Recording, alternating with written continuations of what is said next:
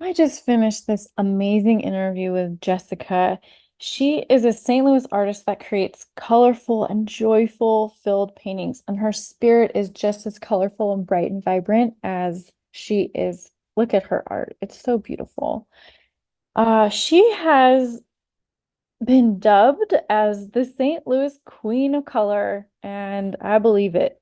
Her work hangs on the corp in the corporate offices of health facilities across the region, along with private collections throughout 7 countries, including Italy, Canada, the Netherlands, Mexico, United Kingdom, Australia, and the United States. She received her Bachelor of Business Administration degree and uses her 9 years of experience starting and growing her art business from scratch, along with her 10 years experience background in business, finance, and accounting to help other artists establish a sustainable foundation for their art careers as well. So beautiful. Such gorgeous work. And it is a very practical and inspiring interview. And I'm so excited for you to get to know her and be able to take her tangible steps and implement them into your art, into your process, into your business and finances so you can just really pop as an artist. So come back to jessicahitchcock.org and check out her work too. And let's dive into the interview. Jessica, thank you so much for being here. I'm so excited to dive into this conversation with you. You have done the greatest thing, which is the leap from going out of a 9 to 5 and into full-time artist. And what an incredible background you have. So thank you for being here today. Thank you so much for having me. I'm really honored to be here to chat and that you've asked me to be part of this. So I'm honored. Thank you. Yeah, I'm honored too. Thank you. So I'd love to know, like, what was it like you tell us like your background. What was it that little moment that you're like, I'm gonna change this up? What was that like for you inside your brain and your heart? So it's really interesting because I was a full-time finance director, director of finance and human resources. That's what I did full time. I have a finance background, business background, and degree. And so in 2015, when I just started painting and creating for fun, that's really all that it was. Even for 2 years of running my art business, essentially, people would ask me, when do you plan on going full time? Are you going to go full time? And I remember saying, no, like I like it being on the side. I like it being just that kind of extra fun thing that I have going on. And it wasn't until around 2017, and mind you, things were a little different back then with social media. We didn't see a whole lot of people being full-time artists, not a lot of people. I mean, Instagram, everything just looked so different then. And I do remember in 2017, there was an artist that I followed that was full time, and she shared about her journey. She shared about her finances essentially. And I remember thinking, like, this can actually be a real thing. Like, I never really wanted it to be, but now the possibility is actually there. And I think that in and of itself is so powerful when we see other people doing it and sharing about their journey. I think it gives you kind of the sense of empowerment of that's possible for me as well. So again, I think it's just important for people to share their journey, number one. Mhm. So then in 2017, I thought, well, maybe I can do this full time, but I knew that my art business wasn't at the proper capacity for it to support me on a full time basis.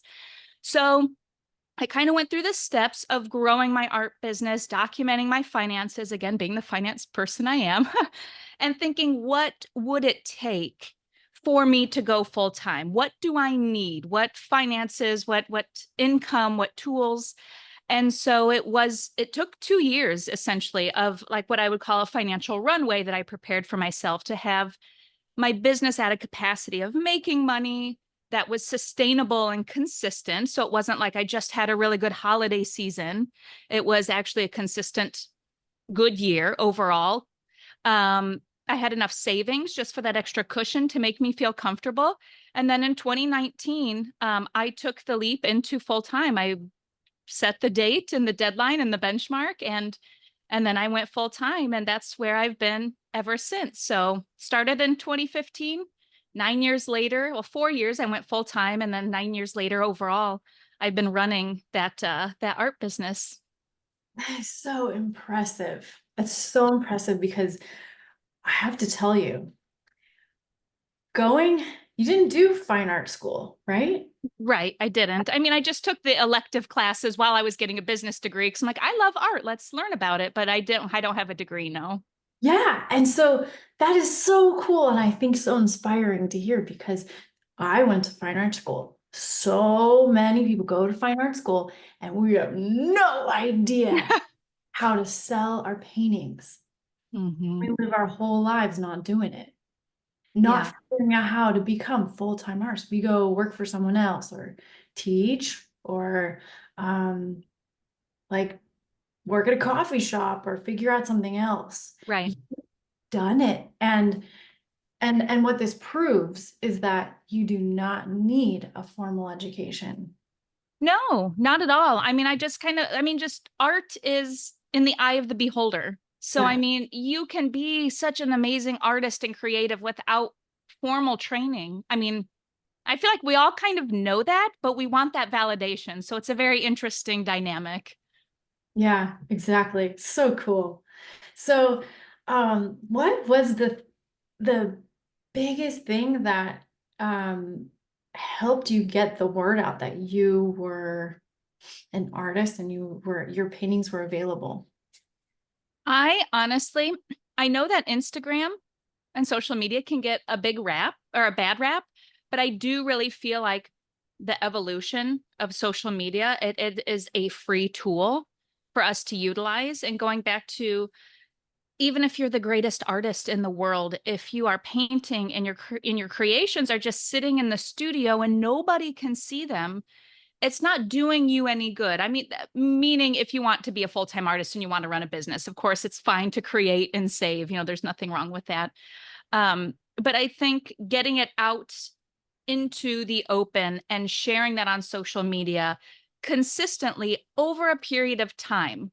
And that's kind of another key point to it, is that sometimes we get so fixated on that instant growth, that instant everything, that it takes years to grow. It's what I call like the snowball effect. It takes a while to pack that initial snowball.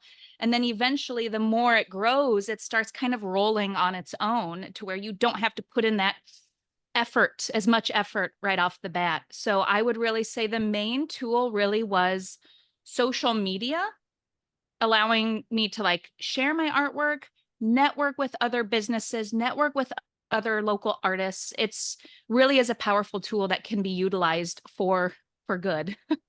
That's so inspiring. So inspiring. Um, and you started also, I know, body paint, or no, I did body painting performance art, which Uh-huh. reminds me of how you did performance painting, live painting. And Yes. what was that like? It seemed like you did that a lot in the beginning when I look at your resume. Like that was a really big like energy mover. Yes. Yeah. Um, Painting live is intimidating initially, and it really is. And when opportunities kind of popped up, I wanted to kind of shun them away because I thought, I don't know if I'm ready to paint in person. Um, it was also around the time when Facebook just introduced Facebook Live. And I remember thinking, like, this could be really great to set up a camera in my studio and go live on Facebook and paint, but it's so intimidating.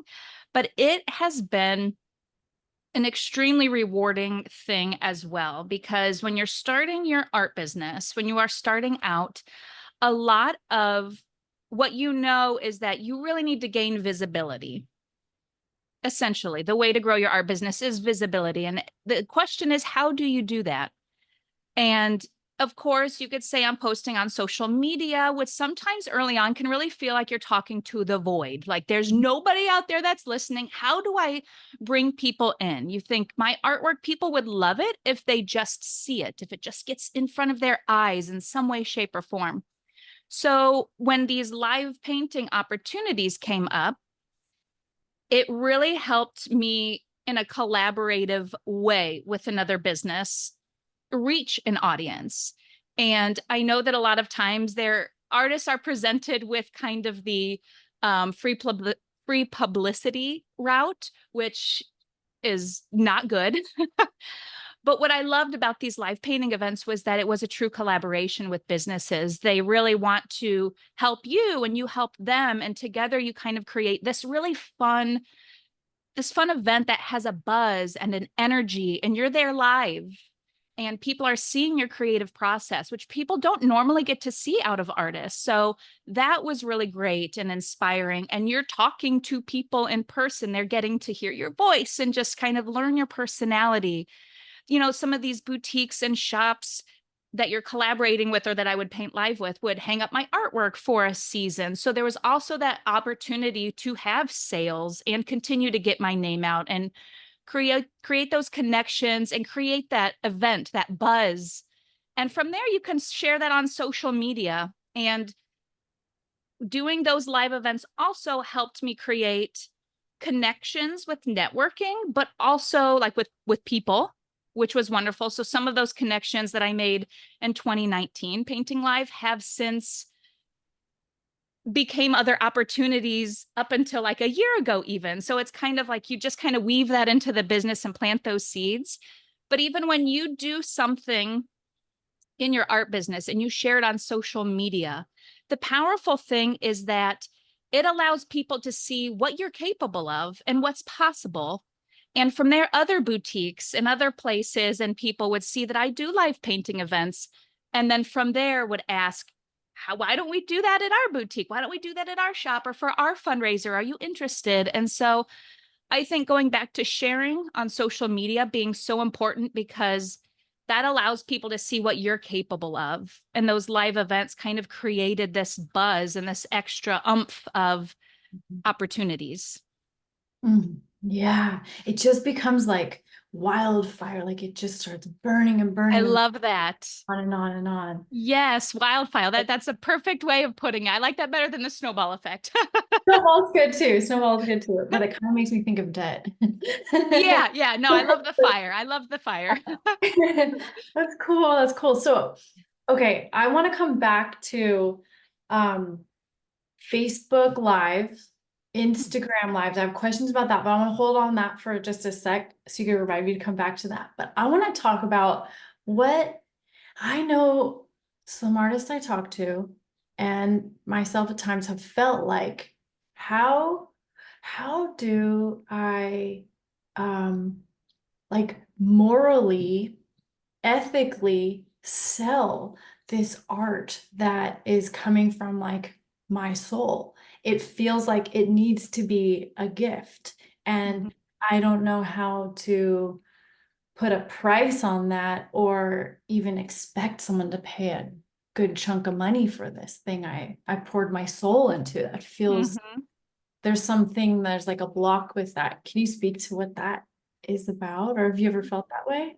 100%. Yes. And I completely understand what you're saying. There are times when people purchase my paintings and I'm just kind of, you do get this weird feeling. It's excitement and you're dancing around, but it's also like, oh my gosh, someone just paid for my art. It never gets old. We never get used to it. It's always this exciting, weird feeling. And I think the important thing, going back to probably my finance background, is to remove the emotion from the pricing.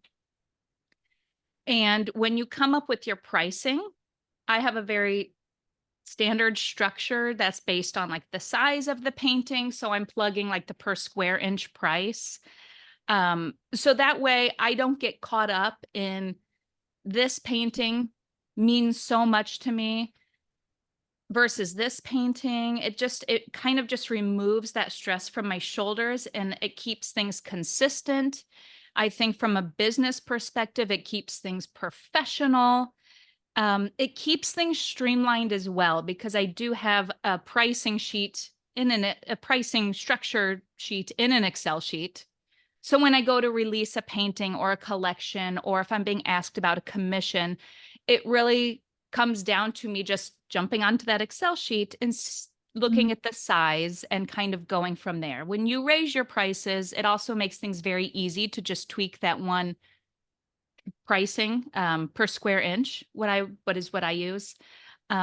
And then it just kind of updates everything. So I think the trick is to remove the emotion to help you as the artist and to help your potential buyers and collectors and clients just to kind of be on the same playing field and keep things professional and easy for everybody. I really like that. A system to it, a Hmm. standard to it.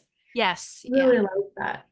Yeah, because it is easy, like you said, to get caught up in the emotion, and there's so much that goes into our art pieces. And I think if Mhm. you just treat it like not just like a number, but have a system to it, absolutely, then that kind of helps everybody along their process.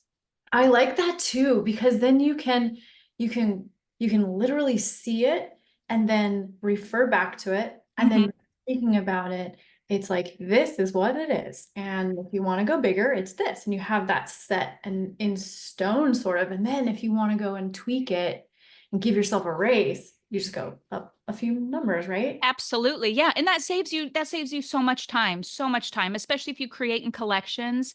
You don't have to go to the drawing board every time and kind of recalculate the different sizes or what did I charge for this size last time 2 years ago, and now it's this size. So I like yeah, that. I think just standardizing it is the way to go, 100%. I really love that. Thank you for Oh, no, of course. Take perspective. that and run with it for sure. That's cool. Um, okay, now back to the Facebook Live and Instagram thing. Yes.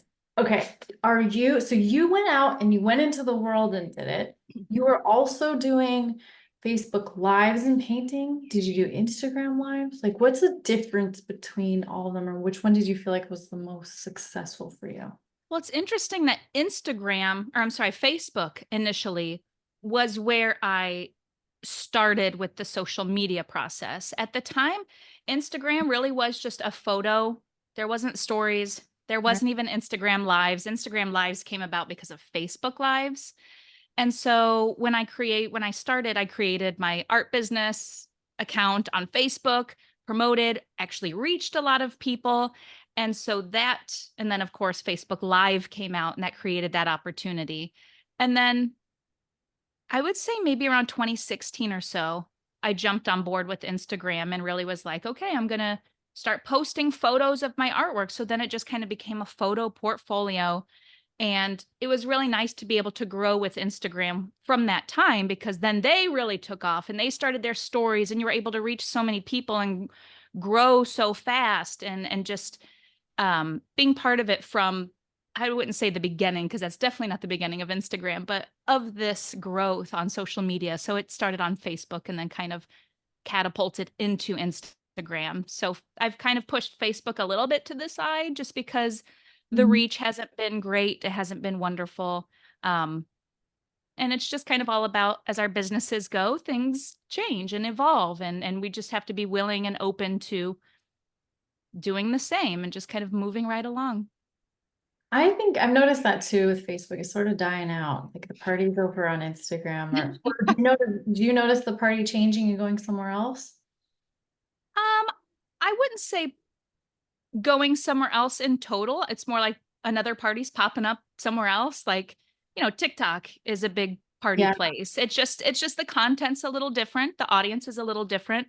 So I wouldn't say it's changing or switching. It's just more parties are popping up I around social media. like that. Are you really working on TikTok too? I haven't checked that yet. I'm not. My capacity is very limited and I practice what I preach. So I always say show up on like one or two platforms, or else you're spreading yourself too thin. So even though I am on TikTok, but I really don't invest a lot of time and energy because I don't want to water down any of my other things that I'm working on, like Instagram being number one, my newsletter is number two. Mm. So being in those places really are my priority. That's cool. And you're on YouTube. Is that number three? I actually YouTube is not number three. YouTube is like mixed in with like one and two. Oh, are you doing mostly like the teaching content on there? Because that's Yes. what I was thinking is like, I think I'm gonna make YouTube my teaching platform, and then Instagram's gonna be like where I showcase that's like my art portfolio. Yes, Right, absolutely. right. Yes, because I'm on YouTube, I just like being able to not feel rushed or kind of have the space to talk and chat and lay out a format. As you would know, just you kind of have more time to teach. Yeah. I did try to do that on Instagram. It's just the idea also that it's not an evergreen, like content that I posted in 2020 that was really big on teaching and had a lot of value to it isn't like popping up anymore on Instagram. It's not showing up on anyone's feed currently. And I love the idea that YouTube, you can still gain so much knowledge from people 3 years down the road. Mhm. Um, so I really liked that about YouTube, not feeling like I was investing so much effort into teaching people valuable things and then it just being lost years later. Yeah. Y'all go check her out on YouTube. Yeah, yeah. Please do. Good. Yeah. And okay, and then also another evergreen one I haven't really dove too much into is Pinterest. Are you using that too? I am not. I know that it's a powerful machine, but going back to like my Like, capacity, yeah, exactly. So feel free to share about Pinterest because I know that it is a very big thing as well.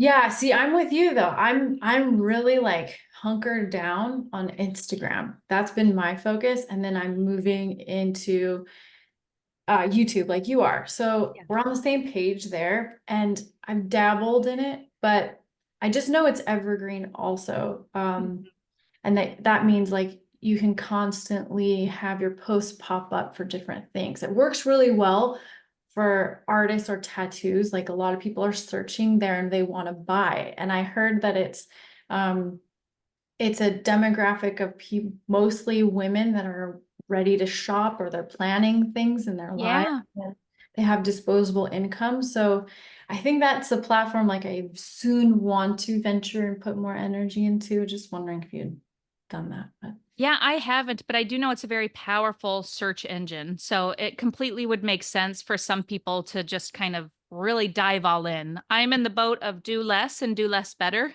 yes, I So, agree. yeah, so that's where I like to live. Yeah. So where would you say most of your art sales are coming from? Is it Instagram? Yes, I would say a big part of my audience has been through Instagram.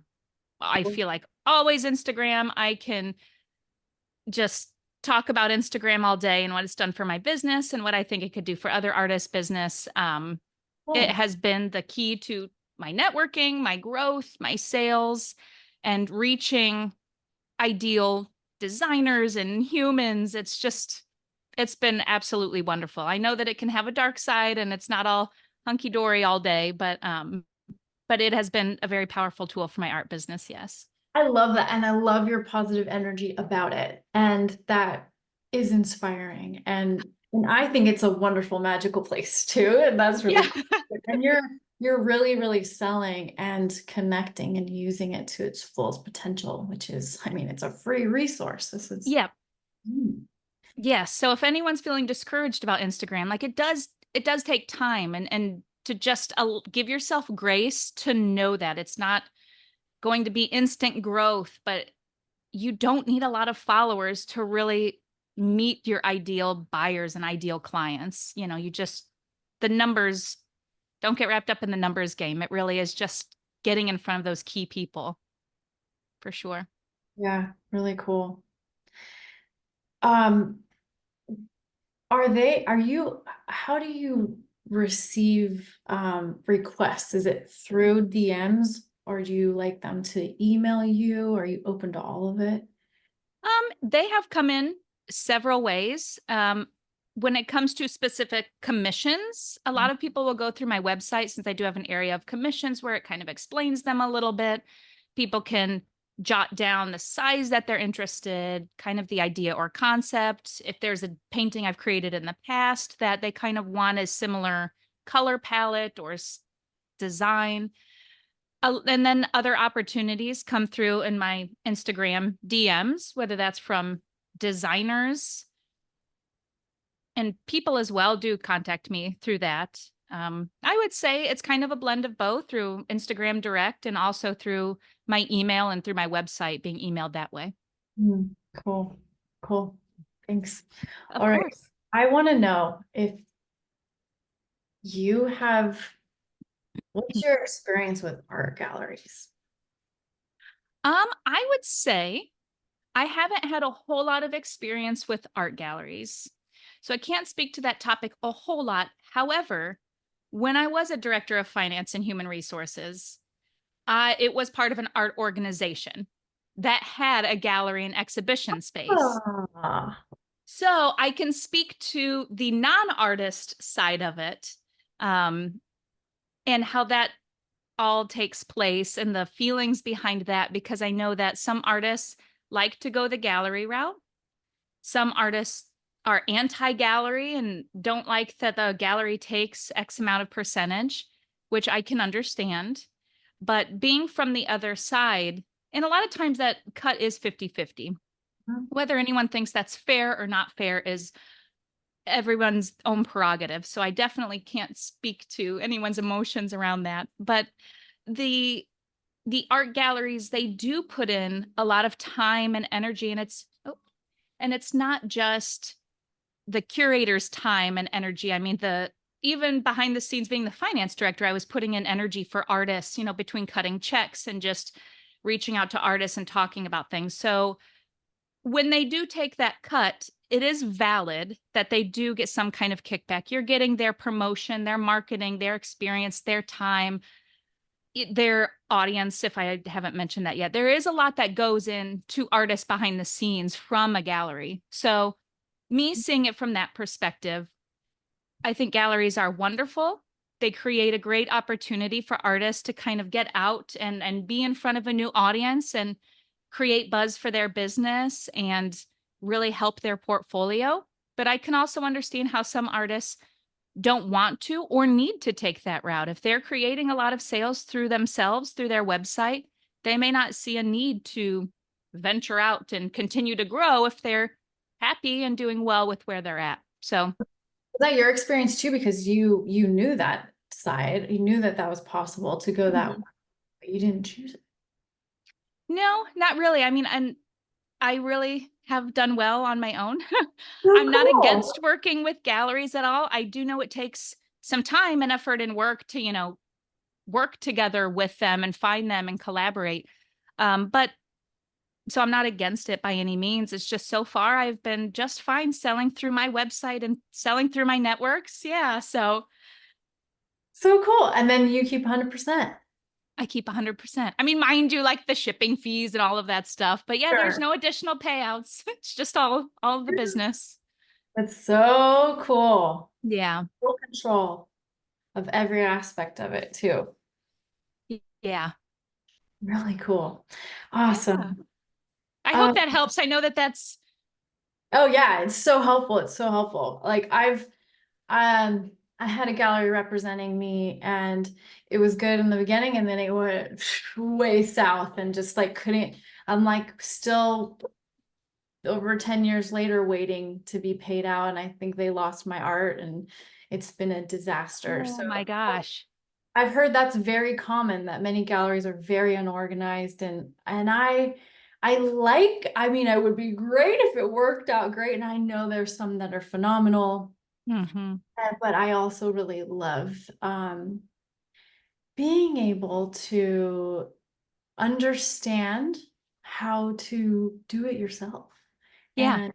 and feel that you have like power and understanding with this stuff, which makes me want to talk about like what you do and in how you have this incredible background in service and these offerings around learning taxes and learning the Mm. business aspect of it and you're empowering artists to take that into their own hands and be like, this is actually really fun and this is actually really easy and actually you can do it and you can Yeah. all of it. So here you go, right? Yes. Yeah. I'm all about sharing and simplifying all things art business and like art finance related 100%.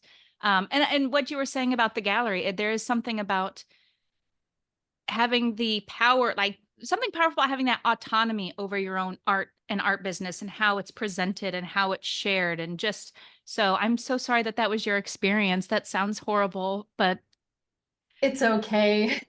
It's all right. I mean, I'm not like 100% like you against it. I think there's mhm, like pros and cons to all of it. And if you find one that works for you, like go for it, you know? 100%. I also find too, like they're not going to be showing your work all the time. So if you Mhm. want to be full time and you want to be selling your art full time, then everyone follow Jessica. She's do it, you know? I And I love don't it. So I'm kind of like, I think that the way I was led was misleading. I was misled going through the system, the educational system, this Hmm. system. Okay, after we finished art school, we have no business in it. I was begging my teachers to teach us business, and they really didn't know how because they went the gallery route. They stayed inside the little tunnel that takes you from undergrad to grad. I'm just gonna start to grad and then to grad school and then to teaching as a Hmm. professor and then get in a gallery here and there. And like you can't really live off your art, so you're gonna teach. You know what I Yeah. mean? So it's kind of setting yourself up for this interesting paradigm of needing something else in order to support your own business. Yeah. Yeah. Hmm. Yeah. And that is an interesting thought, just going back to like the whole gallery. Um, and I had the thought and then I lost it. So maybe if it pops back up, I'll talk Sure. about it. Yeah. All good. And maybe we weren't supposed to, so all good. Yeah. But yeah, can you tell us about like what are you teaching? I know we just were like tax season's just ending and but there's a lot that we can prep now for next year. And you Yes. have some incredible resources around that and setting up your business efficiently and easily and simply. And would you like to share about that? Yes, 100%. I know there's like so many fixtures that can go into that. So I will definitely just kind of streamline some of the most important things. So if you are an artist essentially that is creating and selling your artwork, you definitely need to register your business. And as unsexy as that sounds, it's just such an important thing. So you need to register it in two places with a state, your local state area, and also through the federal government. So you want to get an FEIN or an EIN, a tax number for your business. So if you think a social security number for your business. So that's essentially what you'll need to set up. Get those two things. And then from there, you'll need to open a checking account for your business. It's so important to separate your finances, your personal finances from your business finances. And in order to set up that checking account, you need that federal tax ID number. So that's kind of the steps that we're taking. After that, then you will need to document your finances. If you are someone that wants to become a full time artist one day, and when I say this, I do want to be sure that I cover any misconceptions about being a full time artist. It's not a necessity. If you are someone that enjoys creating and selling artwork, don't feel like you need to be forced into do it full time. You can have a full time job and be a part-time artist. You can be a full-time artist with a part-time job or just full-time artist altogether. Like there's no right or wrong. And I would not want any artist to feel like there's a certain path, kind of like you were saying about you have to go the gallery path or you have to do this. The beautiful thing about running a business in general, but running your own art business is that you get to call the shots. You get to make it look like you want it to look like, and you get to dictate how things roll. So first and foremost, whether or not you are full time, these are still things that you want to be doing. So then you want to document your finances. And it really is as easy as your income. So the money that's coming into the business, all of that money should be coming into your checking account that you set up for your art business. So let me just specify that as well. And then all of the expenses. So anytime you pay for anything, studio rent, supplies, all of those things, those will be documented as expenses. You can put those through your business account as well. So don't use like a personal credit card, get a business credit card through the bank, anything like that, but definitely have that set up to again separate your finances. And through those expenses, going back to your taxes, What a lot of artists may not realize is how many opportunities they are. It's money you're going to be spending for your business anyway, but it can be like a tax write-off, also known as a tax deduction. So it can deduct the amount of money that you would owe for taxes, essentially. Now, I am also want to throw out this disclaimer that I'm not a financial advisor, so always check with your tax professional. And that's what I share in one of my YouTube videos. I'll also include some of that information in the free gift that I provide people as well, because I think it's so important to know when you go to do your taxes at the end of the year. You don't need to, there are things that you're already paying for that can help reduce the amount of taxes you're going to owe. Mileage on your car, studio rent, whether that's in your home or an outside studio. Different states are a little different with regards to that. So that's very important. It's just documenting your finances 100%.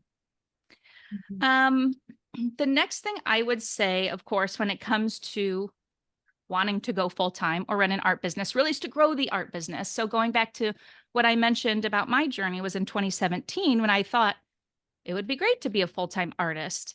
Um, but knowing that I couldn't financially sustain myself with where my art business was at that point, I really want artists to set themselves up for success and not think, oh, I want to leave my job. So let me go try to be an artist and see how that goes, yet not have your art business like really set up or squared away yet. I want artists to really go back to that empowering route of knowing what you need to have a sustainable art business.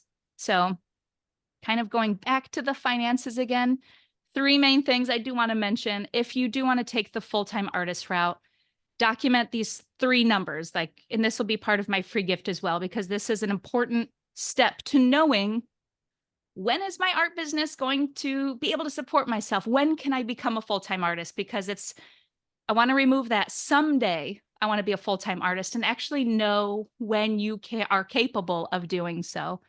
So, when you're a full time artist, your art business is supporting you, it's supporting your business. So, the three numbers you want to document, of course, is your personal finances. So, just kind of pull together 3 to 6 months worth of maybe your groceries, your utilities, your mortgage, and your rent, anything that you, the human, the person, are paying for.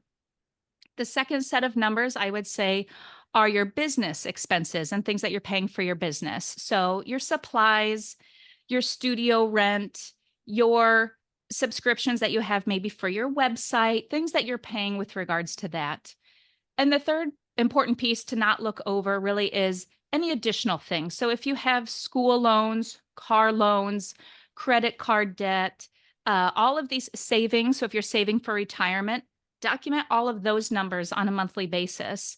And that grand total is essentially what your art business should be bringing in on a monthly basis. Now, that number can look scary. So I will say that, but it is definitely possible. Knowing that number is really like a compass. So, mind you, there's ebbs and flows in an art business. So, some months you're making so much money, some months there's just a little bit of a lull, and that's completely normal. But knowing that number again is your compass of knowing how much your art business should be bringing in order to be sustainable and support you, the human, and the business if you don't plan on having like a part time job to supplement that amount. And again, knowing that amount is very powerful of knowing I can leave my full-time job because my art business can cover maybe like 80% of these expenses, but I may need to supplement with maybe a small part-time job on the side for a little while as I continue to grow it. So those really are a lot of main things. And before making the transition, I will always recommend having some money saved up on the side. Again, for those ebbs and flows. And when you do transition to full time, you're not in panic mode thinking, I've got to create create and sell in order to sustain. Having a little nest egg for yourself is very powerful. And so those are kind of the steps that I would recommend for sure for anyone that's wanting to start an art business or grow it to a full time. All of those steps are very important. Wow. Well said. It's a lot. Of Well described, explained. Thank you. Those are course. the amazing basics of it all. And I found, it's so funny, it's like I only learned about what a profit margin is last year. It's crazy, but it's understandable. There's no shame in that. I mean, who's going to teach you? I mean, it's just like, I mean, that's kind of the thing is we're running businesses, but we don't really know where to look. We're not being taught that. So that's a gap that I would love to fill just to help artists. I mean, it doesn't have to be scary. It's just, Yeah. it can be easy. Yeah. And when you have that system in place, then too, it's going to help make sales easier. Yes. You have the system set up and the organization and the understanding of like, oh, wow, actually, I need to sell this Hmm. because there's actually like not only just my time and my heart and my soul, but we've got a lot of materials in this and we need to recoup that. Yes. So I have the energy and ability to continue to produce and share my creative gift with the A world. 100%. That, you know what I mean? Yes. And I think that it's all like full circle because when you know what you need financially, then you have the artwork, it kind of becomes this motivation to do the social media and the marketing. Cause a lot of artists, that's another thing of like pulling teeth. And I completely understand. But then you're a little more motivated because if you're running an art business, it's not a non-for-profit. Like, it's okay for you to make money. It's nice for you to make money. That's the whole idea is that you're creating artwork you're so passionate about and you love, and you want it to be in the hands and in the homes of people that love it and appreciate it and just find so much enjoyment and happiness when they look at it in their like that's the ultimate gift.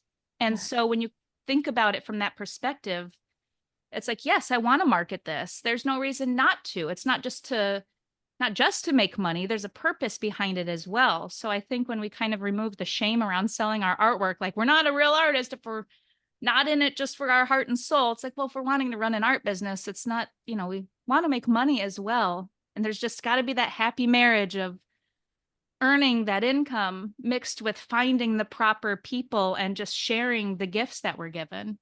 Yeah, absolutely. Yeah, we can start the nonprofit after we have everything else taken care of and fat bank accounts that Yeah.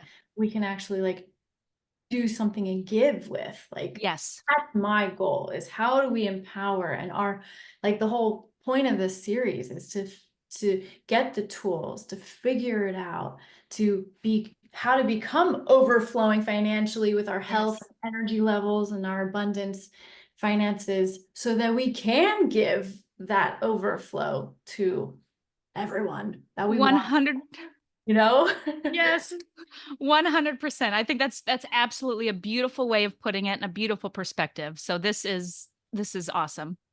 Yeah, and so like doing the hard stuff, like we don't want to do the finances, it's hard to sell, it's hard to show up on social media. Like I do it because it is filling that cup so I can give because that's the big vision. So having that deeper purpose like makes this stuff uh edible. Yeah. Like Yes, I can eat the absolutely. vegetables if I know what that outcome is, like what that purpose is on the other end of that, you know? Yeah, that's a beautiful, I mean, I keep responding with that's a beautiful way of putting it, but it really is of having that purpose behind it. Chef's kiss. That's beautiful. Cool. Yeah, I'm glad you feel that. Yeah. Yeah, and I think that's the way you're talking about it makes it so digestible. Good. And simple um to implement. Good. Good. And that's the hope because I do feel like when it's an unknown thing, it's very overwhelming. And then we just kind of ignore it and put it on the back burner and say, I know I should be documenting my finance, but I don't know how to begin. So that's why, or how to run an art business or how to start an art business. It's very, I wouldn't say simple. I mean, but it is just very step by step. It doesn't have to be overwhelming. And I think the goal is to just kind of have the knowledge on how to do that. And then it just from there, it just flows very easy. Mm, beautiful. Thank you. Oh, my pleasure. This is great. Yeah, so for you all watching, Jessica has an incredible gift for you. It is, it's like a roadmap, a plan, how to eat your vegetables and enjoy them. This is like sugar-coated vegetable plan here. Yeah, but the healthy kind of sugar. Yeah, like some sugarless sugar that I put on in my dessert. Yeah, Yeah. yeah, it really is like a financial roadmap, financial runway to, and it'll include things on how to start your art business, how to know when you're great to go full time. So like what finances you should be documenting if that's a route that you want to take, and also just some simple layouts of things that you are paying for in your art business that can be tax deductible. So it's kind of like a little basket gift of three main portions of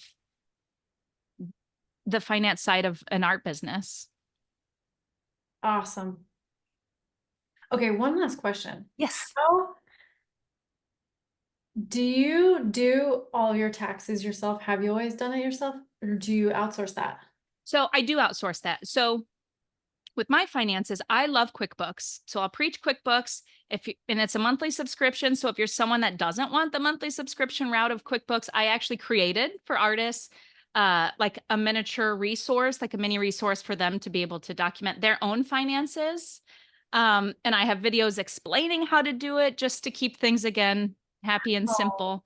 But I always recommend I use a CPA. So I do document my finances in QuickBooks to where I have all of that information handy of my income, my expenses, everything. And then when I work with my CPA, then they kind of provide me a sheet to where I really just plug and play all of those numbers from my QuickBooks, from my profit and loss statement, is what that is called every year. So I would recommend artists to, I know hiring a tax consultant or CPA is not always the cheapest route, but they know all of the taxes, they know the different incentives that you are able to, percentages on meals and travel and just having them knowing that they're providing all of the best information and making sure that you're getting the best deductions, they're the experts. So I let them be the experts in their realm and provide them with the information, and then they put together the taxes. So just the peace of mind of knowing that I'm getting the most bang for my buck from my art business and everything's done right. I will happily pay. I will happily pay for that. yeah, totally. And so are you doing all your own accounting throughout the year and then you give it to them all during tax season? I do, yes. So even though I could hire a bookkeeper to do this for myself, that's kind of like what I love doing. Awesome. So just every month, I just update my finances on a monthly basis. I do a little bank reconciliation and yep, I like to stay on top of them to see every month what's my income look like? What are my expenses like? Because I do think knowing your numbers as an artist and business owner, yeah, it's so important. It's so powerful and so this is why I preach what I preach, just because you can't run a sustainable, healthy art business if you don't know your numbers. So know the numbers, live in the numbers. It doesn't have to be hairy and scary and take away from your creative energy by any means. It doesn't have to be a daily thing either. So that's why, like, I do it once a month essentially. Listen to Jessica. I did it the hard way. I avoided it. I had someone else do every step of it for years and I Uh-huh. lost track of everything and I just bled out so much money. I just lost control Yeah. of it. I was so afraid of looking at it, of understanding it and really going into it was so empowering and has been life changing. And now I know how to maneuver different things in the art business, like what I need to do. What, okay, that it really isn't something I should be spending my time on because it's Mhm. not producing the results I think it is or I want it to. I'm not living Right. in this like fuzzy like rainbow land. I'm literally looking at it and being like, wow, okay, why am I spending all my time doing that? That is not producing, but this is, I need to go collect that pot of gold. It's just waiting there. Like let's just put more energy in that. Yes. Oh my gosh. Yeah. Everything that you said right there is so perfect. I mean, because I feel like that's a lot of people's story, Mm. hands down. It's scary to look at and you don't want to dive in. And then we do the mental accounting and we think, well, this is actually doing really good for us. And then when you look at it, it is very empowering. It really is empowering knowing your numbers and what's working and what isn't, and what to double down on and what to kind of like push aside for a minute. I mean, everything that you said is just a beautiful representation on why your business finances are so important. And just hearing how empowered you are about the numbers and everything like that's very inspirational in and of itself. So thank you for sharing that. Yeah, and thank you for doing what you do because it re-inspires me to hear you say it. And I'm like, I was just the messiest, like out of control, just free flowing out there, minded artist, and like getting more grounded and rooted and stabilizing things and like looking at the mess Mm. and not crying too much, but like, like, all right, we're gonna do one little thing at a time and clean this. Yes. That's been, it's empowering. It is empowering. It's empowering. It's empowering. So the more you can just find the joy and the that bigger purpose in it, that will help you through it. Plus your guides too. So thank you for creating them. Of course, it's my pleasure. I'm sure they'll be helpful. So Yeah. I'm excited for that. Awesome. Anything else you want to share? Any other last bits of advice or anything for an artist starting out? Um, I would really just say the words of encouragement, as always, because I feel like we need to hear encouragement on a very often basis, but to know that growth is slow. It starts off slow. And it makes me sad when I see artists that try and they didn't see things pop up right off the bat and then they give up. And I just want everyone to kind of, when you come across artists that you love and you enjoy, learn a little bit about their stories. See when they actually started and how long it took them. I think just having that reality check is very empowering. Everybody's journeys are different too. So remember that there's no cookie cutter, one way fits all. But I think that reminder that growth takes time, things take time. And so just continuing and don't lose hope in your business and in your gifts, because I just feel like it, where we're at in social media, everything looks so instant, but it takes the ones that stick around, they've been around for a while. They've seen a lot of things, they've done a lot of things, and they have put the work in over the years. They've pounded the pavement. So just wanting to kind of keep that hope of it's okay if you don't see things right off the bat. That doesn't mean it's not working. Mm, beautiful. Thank you so much. Oh, you're welcome. Thank you for asking me to chat with everyone today. This has been really good. Awesome. What an honor to have you. Thank you, thank you, thank you.